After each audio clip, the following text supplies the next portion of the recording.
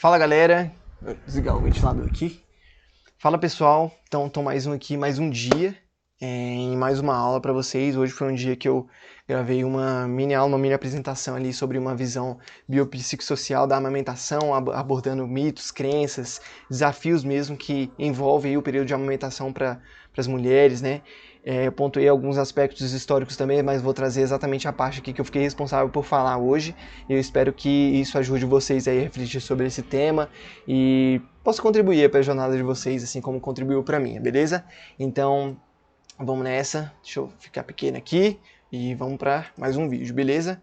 Então, a gente vai falar sobre a visão biopsicossocial da amamentação. A gente sabe que esse período de amamentação é um período em que a mulher, cara, ela passa por um processo de extrema transformação, assim, né? O filho dela, que ela gerou por 9 meses, por 8 meses e tantas semanas, finalmente nasceu. E daí, agora, o ser mãe dela vai para outra etapa que está relacionada exatamente ali à parte da nutrição dessa criança, desse ser. E isso está envolvendo bio, né, que envolve a vida, a psique, os fatores psicológicos, e o social, porque envolve a nossa sociedade. E o bio porque envolve ali a parte da biologia da mulher, né, da fisiologia da mulher e tudo mais. Então vamos lá. A gente parte ali dos questionamentos quanto à forma correta de alimentação que as mulheres têm. Eu peguei isso de uma referência, de um artigo aqui, deixa eu mostrar minhas referências para vocês. Aqui foi a parte da linha do tempo, da questão histórica, e essas aqui são minhas referências, tá bom? Tudo bem embasado mesmo, nada foi tirado da minha cabeça. Algumas coisas são da minha vivência mesmo como enfermeiro ali no HMIB, no HRAM, que são hospitais públicos aqui de Brasília, no setor de maternidade, tá bom? Alojamento conjunto, etc, né? Banco de leite, já fiz vários cursos no banco de leite. Hospital Amigo da Criança, enfim. Aqui eu tenho os questionamentos quanto à forma, né, correta de alimentação, porque as mulheres, dentro dos aspectos biológicos, não entendem muitas vezes como é que é feita a produção de leite. Então isso já é um desafio que deve ser combatido, né, deve ser tratado, justamente de explicar como é que é a fisiologia da lactação ali para ela, como o leite é produzido, como é que o bebê mama, tudo isso deve ser considerado ali para resolver esses questionamentos, sabe? E socioculturais por quê? Porque muitas vezes a amamentação vai estar muito relacionada a alguns mitos e algumas crenças, por exemplo, relacionada à crença do mito do leite fraco, à crença de que a amamentação faz o peito da mulher cair, qual outra coisa? A crença do bebê não querer pegar o peito, ou algo nesse sentido. Então são questionamentos que envolvem a alimentação do recém-nascido, a alimentação da mãe também, porque a gente sabe que muitas vezes o aspecto nutricional da mãe vai influenciar no tipo de leite que vai chegar para a criança, né? Hoje, inclusive, meu professor, Dr. Francisco Job, ele falou até sobre bebês que ficam bêbados por causa da mãe, no processo de amamentação, na época de amamentação, ingerir bebida alcoólica. Isso eu achei fascinante, assim, porque eu não achava que a parte ali do álcool, mesmo ele sendo metabolizado pela mulher, ainda assim pudesse passar para a criança, né? Eu achei que mais seria uma parte de gordura envolvida passando ali, depois da metabolização, mas não, realmente o bebê ele pode ficar bêbado, né? De acordo com o meu professor, é claro. Então, foi algo que eu considerei, né, que eu achei interessante e eu quis passar aqui para vocês. Então, tem esses aspectos biológicos que envolvem essas dúvidas ali da fisiologia, muitas vezes, de como o bebê mama, como o leite é produzido, como é a composição do leite, e os aspectos socioculturais voltados ali à crença do leite ser fraco, do leite ser aguado, do leite não matar a sede do bebê, do bebê não querer mamar, não saber, largar o peito nesse sentido, né? Enfim. Vamos seguir aqui. O leite materno é um alimento ideal. Ele é um alimento ideal por quê? Porque o leite ele tem suas fases. Então a gente começa ali, primeiro a mãe começa, né, com o colostro que é a fase inicial do leite, que ele é rico em proteínas e imunoglobulinas, anticorpos essenciais para a proteção do bebê.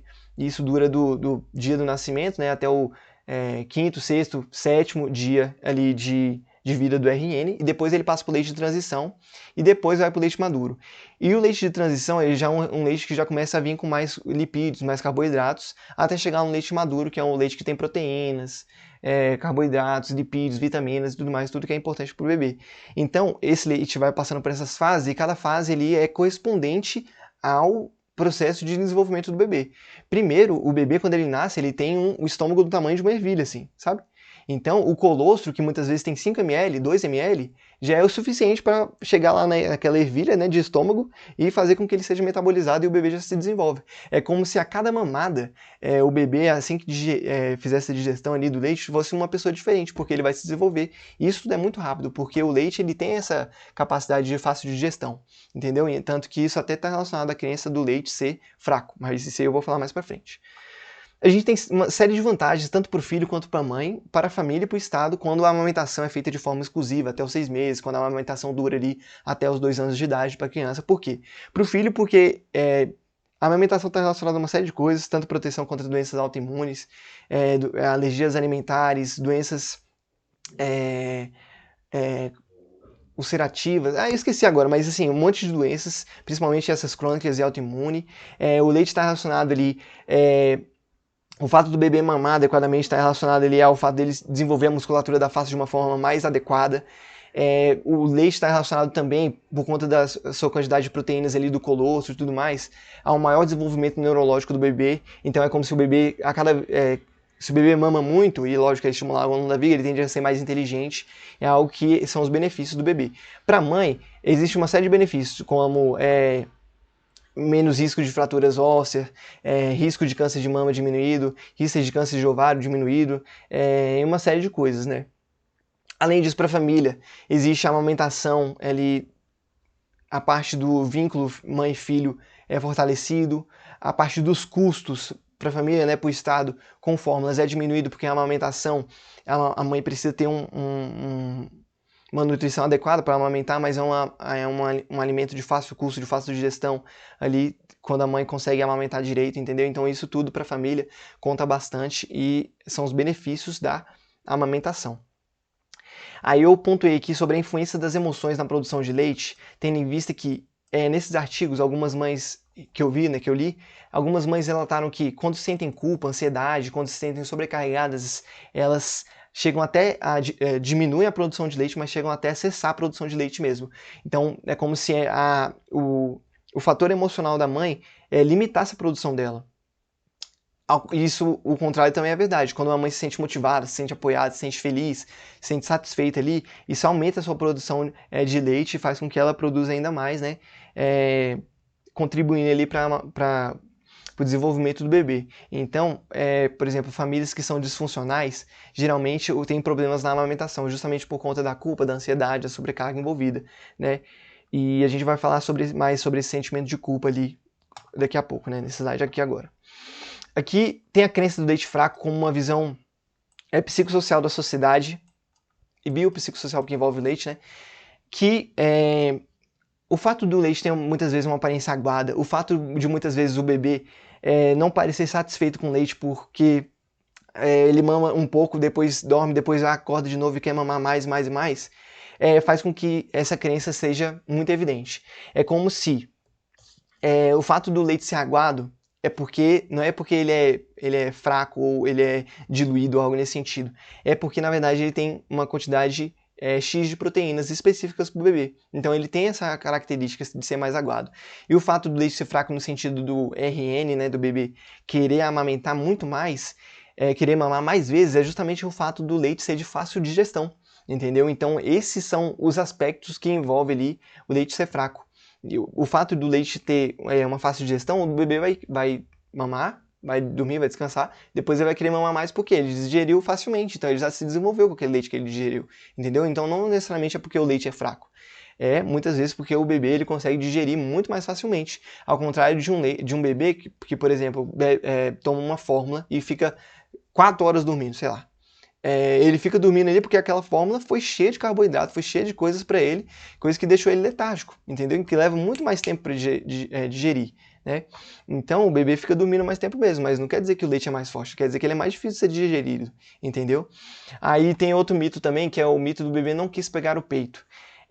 Alguns bebês realmente nascem com uma dificuldade em fazer a pega correta, a mãe às vezes tem dificuldades em fazer a pega correta, e daí eu lembrei até desses procedimentos aqui, que é o procedimento de translactação, que é exatamente esse que a gente está vendo aqui de uma youtuber que falou sobre o processo de relactação dela, então essa foto aqui é dela, do YouTube, não é uma exposição nem nada, então foi uma foto que ela mesma colocou, que teve essa translactação, que é exatamente essa sonda que é passada aqui, ó, e vai até a boca do bebê, rente ao seio, para que a sonda vá jogando leite e o bebê vai fazendo o reflexo de pega ali. E esse processo de translactação é um processo muitas vezes muito demorado, mas que dá resultados, porque o bebê vai realmente reaprendendo a mamar, né? E esse aqui, a translactação é feita com leite da própria mãe, né? Quando a mãe consegue ordenhar e daí consegue colocar nessa seringuinha e na sonda para passar ali para ele. E tem a relactação, que é feita muitas vezes com leite do banco, com leite, né, que vem do banco de leite dos hospitais, ou as fórmulas mesmo, entendeu? Quando a mãe muitas vezes não pode amamentar ou algo nesse sentido. Então, esse mito do bebê não quis pegar o peito, ele tem uma relação com muitas vezes a pega não ser adequada, entendeu? Então, quando a gente fala de amamentação e uma amamentação boa, existe o conceito de pega correta e o conhecimento sobre a fisiologia da amamentação, que é muito essencial para um processo realmente adequado ali de amamentação, né, de desenvolvimento da criança. A crença dos seios caem com a lactação, a gente sabe que os seios eles têm esse papel na sociedade, né, principalmente aqui no Brasil, acho que no mundo todo, que os seios eles servem tanto para a maternidade como um estímulo sexual também.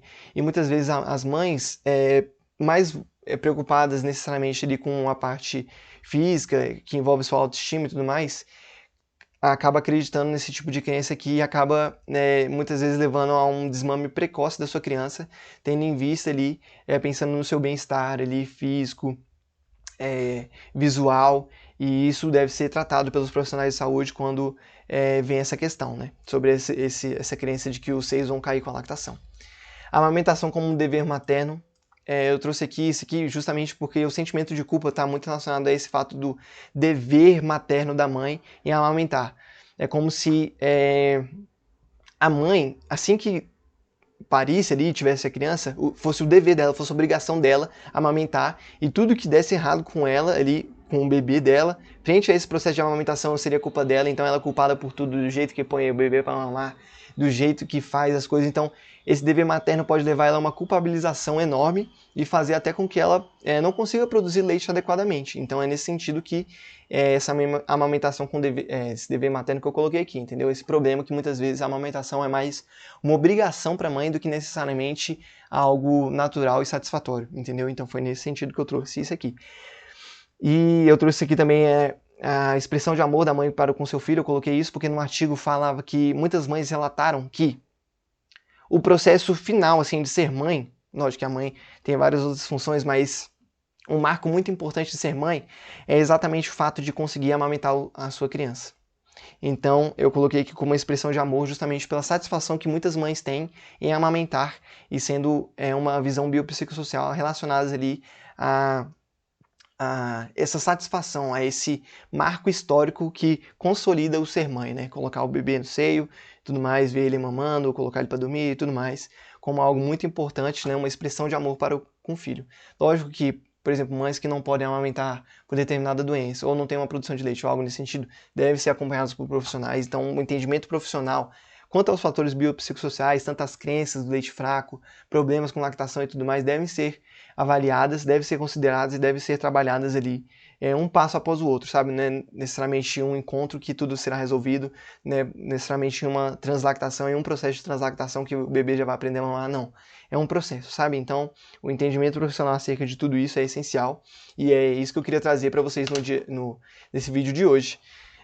Eu trouxe aqui esse evento que teve, né, a amamentação apoia em todas as circunstâncias, como o mês do aleitamento materno, que o agosto dourado do ano passado, de 2024, e a Semana Mundial do Aleitamento Materno, que eles promoveram realização de palestras, divulgação de diversas mídias, reuniões com a comunidade, ações de divulgação em espaço público, justamente para quebrar ali algumas crenças relacionadas ali, e mitos, né, relacionados ali à amamentação, e os problemas relacionados a ela. Então aqui, fim da minha apresentação, eu queria compartilhar isso com vocês e deixar marcado aí que foi algo muito rico que eu vivi hoje e algo que vale a pena deixar aqui no canal para qualquer pessoa que quiser ver ou quando eu precisar relembrar. Beleza, pessoal? Se eu esqueci de alguma coisa, se eu falei alguma coisa errada, por favor, vocês me corrijam aí.